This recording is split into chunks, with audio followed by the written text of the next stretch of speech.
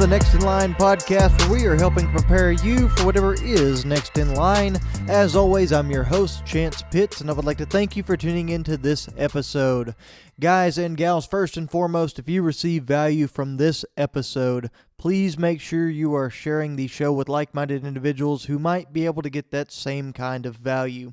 That's the best way for us to grow. We're real grassroots here. We don't do any kind of advertising or anything like that, so you sharing the message that we have here with other people is the best way for us to grow. Now, there is another way for us to do that. You can subscribe on whatever platform you're listening on, and you can also leave a rating or review on that platform as well. I think we're up to about 17 reviews on Spotify, which is awesome. That means that we are going to pop up a little bit quicker in the search results for self-help and personal development than some of the other shows that haven't received those ratings. So thank y'all so much to everybody who has done that as well. Lastly, guys, you're going to want to make sure that you are following us on social media as well. If you are, you know that we have kind of upped our game here lately with the GoPro and a couple of other tools that I've started using. But you also know that we are just now getting back from Southern California. I've got some in-laws over there. My wife's family is out in Apple Valley, California. Some awesome people. A great experience, a great time. We got to do a lot of different things. But I kind of wanted to lead into the topic I wanted to speak with y'all about today with that story. So guys, we hopped off the plane in Los Angeles at LAX, and it was one of those things where, you know, we had preconceived notions about what kind of people we were going to run into in California, of course, being from Texas, and what we hear about that interesting state over there. However, I got to say, guys, it was really cool. It was really neat. There was a lot of neat and nice people there. There was some people that were just fun to talk to, and nobody was really outright malicious about anything. Of course, being myself, I wore my Black Rifle Coffee Company shirt, and nobody even said anything or gave me a second look at that. So kind of a little bit different than I expected to step off the plane and see right off the bat. But it's just part of it, guys. It's a learning experience and getting to see that that's not the place I fully expected it to be. So with that, we jumped in the bus, headed to the rental car place, and when we got the rental car, we drove about 2.5 hours into the desert, guys, over to Apple Valley.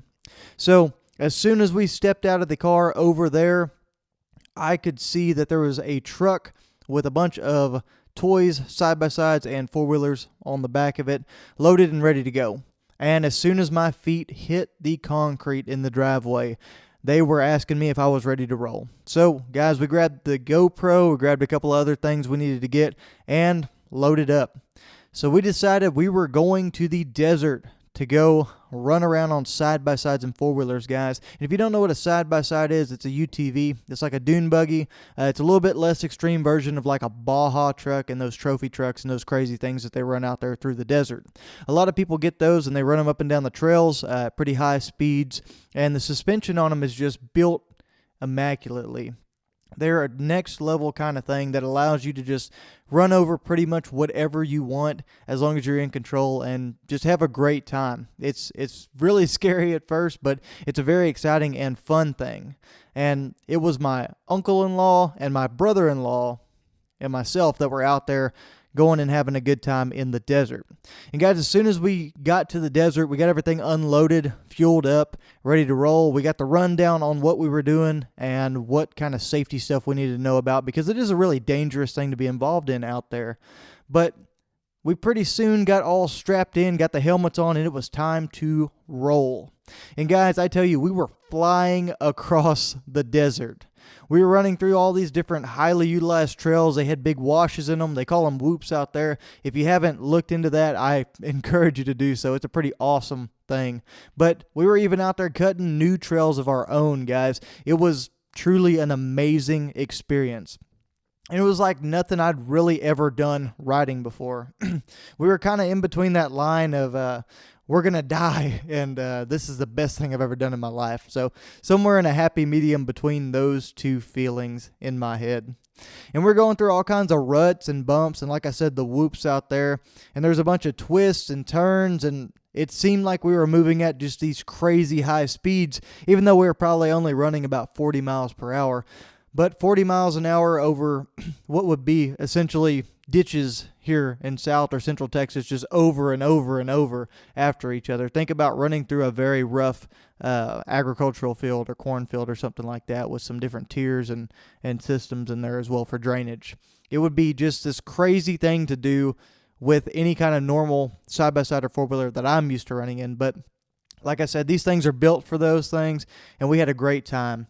We even ran up some pretty much cliff faces, some sides of mountains and rocks that were crazy. We got into rock climbing and running up those hills that were way steeper than I thought we had any business going up to. But, we got to the top of every single one. We made it up no problem. And when we got up there, guys, we got to see some beautiful places that showed off all the different miles and miles around us of the Southern California desert. And we could see, like I said, for miles and miles in every single direction. It was just this beautiful, beautiful scene of landscape out there that really wasn't what I expected to see out there at all. But quickly we came back down from the peaks up there, all that rock climbing and fun adventurous stuff. And we went back to running those crazy trails, just speeding through the desert and having a great time. And then we were able to go out and we caught this little place on the trail that we stopped into. It was a little bar called /X. And it's out there in the middle of the desert, and it's got all these different trails that run around it and into it and everything like that. And the coolest part about it was there was actually UTV and side-by-side trails that ran right up to the front door of the place. And you could ride your UTV in there, your side-by-side, and go get you a bite to eat, grab a beer, whatever you wanted to do. And we were actually able to grab lunch there, and it was just really, really awesome experience with some cool people and a really cool little atmosphere. And guys, with my uncle-in-law driving, we probably tore up the desert for about 3 hours or so, 4 hours out there, and had a fantastic time. But when we got back to where we parked the truck originally, that's when all the real fun started. My brother-in-law and myself had never really ran machines like this before. We definitely never drove them across anything like what we were facing. I mean, sure, I grew up with four-wheelers, and I grew up running some trails. We went up to Arkansas a couple of times and did some really fun stuff. We've taken them out to the dirt bike tracks and done some interesting things, but it was nothing like this. Like I said, guys, if you go to YouTube and look up Baja trucks or the trails over in Southern California, you can see a little bit of what we were doing out there. And, of course, it was a little bit slower speeds than what you'll probably see a lot of those guys doing, but it was an adventure all its own. And guys, I'll try to also put some video up. I got some with the GoPro while we were out there running around, so I'll see if I can't get something edited up and thrown out this week for y'all on that front as well for YouTube. So make sure you're checking us out on YouTube if you haven't done so as well. But guys, like I said, it was the first time ever running anything like that in an environment like that. And when it was our turn to get behind the wheel and go have some fun with it, there was absolutely no hesitation from either of us. We drove this thing like we stole it, guys. We were flying through these trails, and we were cutting through these miles and miles of the Southern California desert, and it was a freaking blast. We were running up hills, we were cutting new trails, and we were moving all across the OHV recreational area, which the OHV is a area that's set aside for off-roading over in Southern California as well. It's a really neat thing that they do out there. But, guys, we were hauling ass through the desert is what we were doing.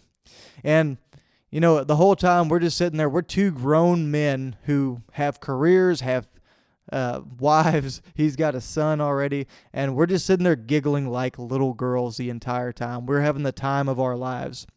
And somewhere in all that rush of excitement and the fact that we knew that if one thing went wrong, if we made a wrong move, a single wrong turn, that we'd probably both end up dead, I found myself thinking about a quote. And of course, that's really like me, if you know me, kind of getting philosophical on some of those things. People always used to make fun of me and laugh at me in high school because I loved motivational speaking. I love quotes and things like that. But it fits right in that as we're this close to the brink of death, just running around the desert, doing dangerous things, I thought of this quote by Jordan Peterson. And if you don't know who Jordan Peterson is, guys, I encourage you to look him up. He's an incredible modern-day philosopher. He has done a ton of great things for a lot of men, and he's helped me accelerate my own development in a ton of different ways as well. But the quote he says goes something like this. If you want your kids to learn, you can't interfere when they're doing dangerous things carefully. That's the only place that they develop.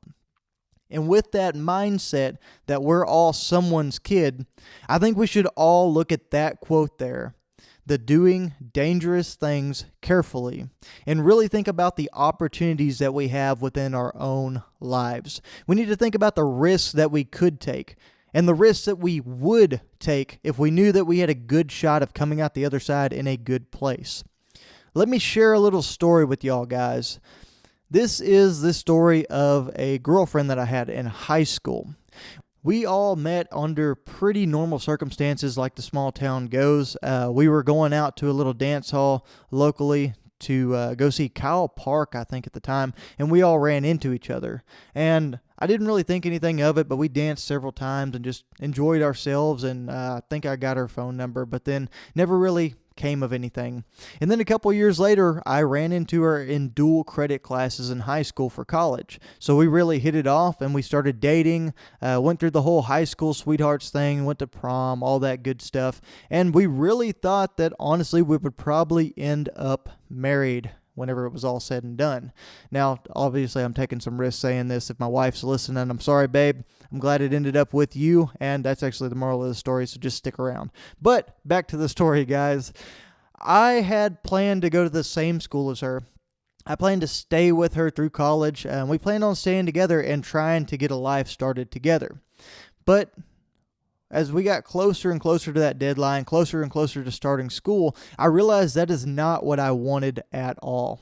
I really wanted a shot at getting into Texas A&M. That had always been a dream of mine. It was something that I had never really spoken to other people about before, but it was a goal in my head.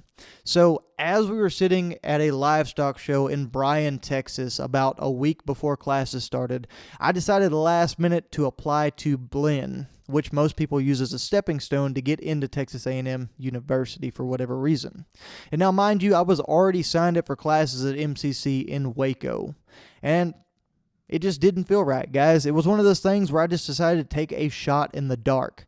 And the next week, I ended up getting accepted to Blinn. Now, that's no hard feat, but it also worked out really well that I had friends down there just happened to be looking for a roommate.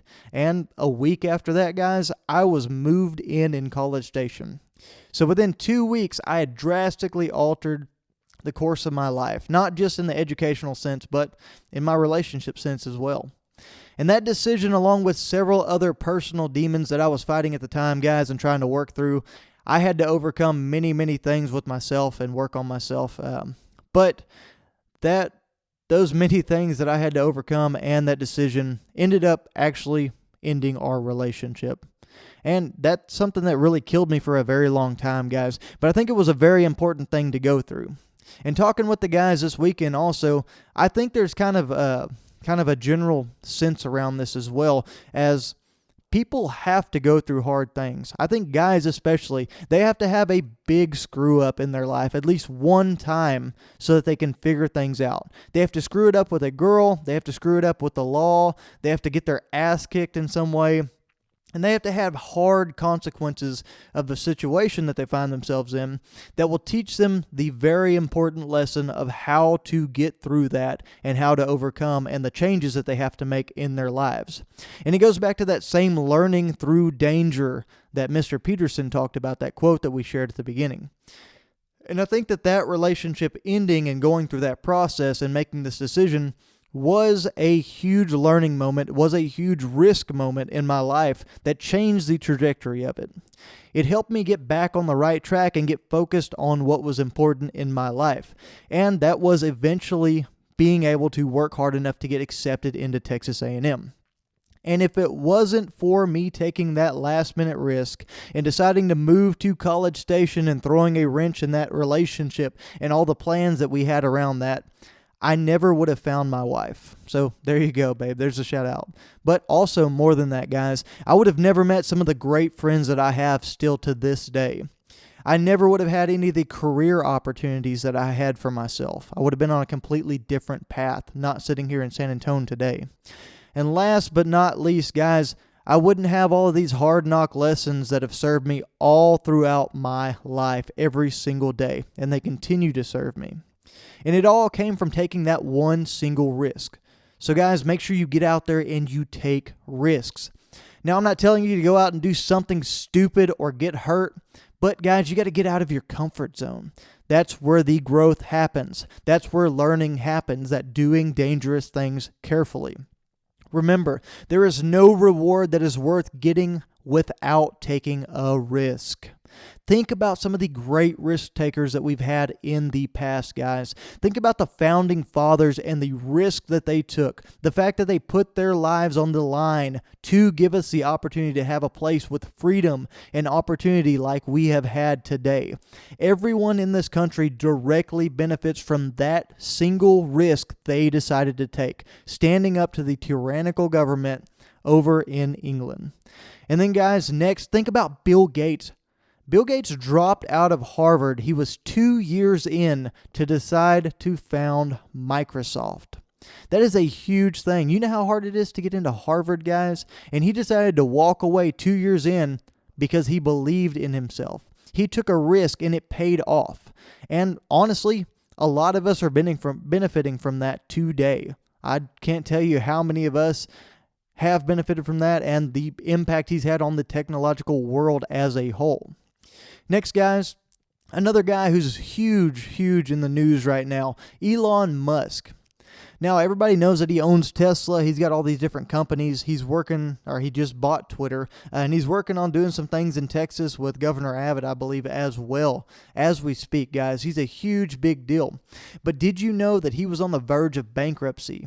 He decided to launch a fourth rocket after 3 previous failed attempts. Instead of walking away with the money that he had, he put everything he had into one more launch of his rocket with his company. And it was a success. Rather than having a fourth failure, he came through. And it was a huge risk to not take that money and do something different with it. But he decided to do it at the risk of bankrupting himself. And he came out on the other side in a very good spot, I'd say.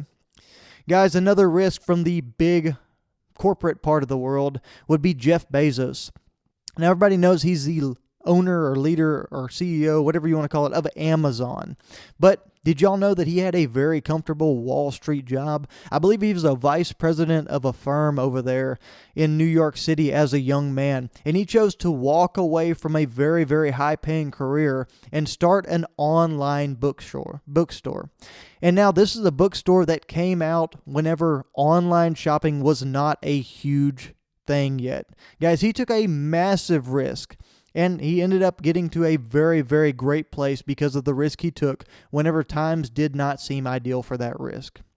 All of these guys took great risks, guys, that paid off in the end. And I know that most of y'all are probably sitting here thinking that these are some kind of extreme case of taking risks and having the payoffs. But I do want you to think about how all of these men were guys just like you and I before they decided to take this great risk and move themselves into these positions. All it took was this one big decision that got them moving in the right direction. But guys, if you're still not convinced based off those big stories, let me get a little bit more personal with y'all.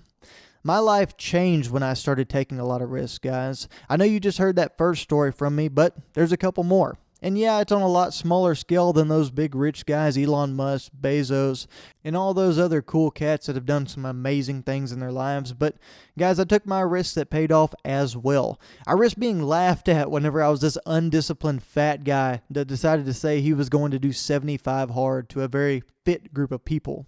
I risked being made fun of whenever I showed up for those 75 days to the gym as a fat guy every single day. But the risk paid off, guys. Now I'm mentally stronger than I've ever been before. I've ran 3 ultramarathons. And not to mention I'm 65 pounds lighter than when I've started. I'm also much healthier, and I know that the people around me, my friends and family, don't worry about the bad habits I had, whether it was drinking or eating or whatever it was that was not conducive to a healthy lifestyle that I used to have going on for me. Another example of this risk, guys, my wife and I decided to walk away from 2 very good jobs with promising career paths over in Houston with a heavy equipment dealer. We wanted to explore opportunities that were closer to family back here. But I can tell you right now, guys, that I've had more opportunity in my career and with my personal life since I've made that move and since we've made that move than we ever have had in Houston. It was something that we had to do. We had to step away. We had to get out on the ledge and decide to take the risk so that we could bring new opportunities and better situations into our lives. And guys, that all happened whenever we decided to look at what was possible instead of just telling ourselves why everything we wanted to do and why these decisions we were considering were impossible. We had to do dangerous things carefully. That's going to be the theme throughout this whole entire thing, guys, that one quote. And I think many of us get away from doing that very thing. As kids, we don't know anything better, guys, so we take our bikes out and we ride them way too fast and we build ramps and we try to jump over things and we risk being hurt just to try to answer that question, what if? What if I do this way? What if I decide to make this decision? What happens? But guys, as adults, we've lost that. Our bike is rusty and it's dusty and it's up there hanging in the garage. And the only time we even consider breaking it out is to give the kids a little glimpse as to what kind of risk taker we used to be. To show them that we once also had that risk taker inside of us just the same as them. But somewhere over those past years, guys, we've lost that risk-taking ability. We let it sink deep down inside of us somewhere, rarely to ever show itself again. We buried it under that new job promotion or the kids that we had, or getting married, or the little too close call we had one time that scared us a little bit. And we let that part of us get pushed deeper and deeper down into our souls, guys, until it was hidden from sight. But guys, let me let you in on a little secret. It may have gotten pushed down deep inside there, but it didn't get kicked out. It's still down inside you guys. It's waiting for you to find it. It's waiting for you to use it. And you've wanted to use it. You've wanted to take risks, to get outside of your comfort zone, to do something different, but you've always made excuses. You've always let society control you and tell you that it wasn't the thing you needed to do. You've always been too busy, or you've had too much going on, or you're too young to do something like that, or you're too old to do something like that. Whatever it is that you've decided you can't do, you've validated it with a slew of excuses. But guys, guess what? We all have obstacles. We all have obligations. We all have a reason not to do something. But it's when you find the reason to do something that makes all the difference. And guys, I've never felt more free than whenever I've taken those risks and made the decisions to try something new in my life. Now, whether that's just something as simple as flying through the desert on a side-by-side, risking dying just for a little bit of a thrill, or as complex as making a decision that risks drastically changing the entire course of my life. Those risks are the things that excite me. Those risks are the things that set me free. It's what lets me know that I'm actually alive and not just existing. So guys, as we shut down the show for today, I want you to evaluate the risks in your lives, the ones you've taken and the ones you haven't taken. And I want you to ask yourself this right now with the life you are living. Am I really alive, or am I just trying to survive? Guys, thanks for tuning into this episode of the Next in Line podcast. Thank y'all so much for checking us out on social media and sharing the show with like-minded individuals. Please make sure you are doing whatever you can to keep moving in the right direction. We love to help. If we can do so, do not hesitate to reach out, guys. We're here to support you. We're here to motivate you, and always be prepared for whatever is next in line.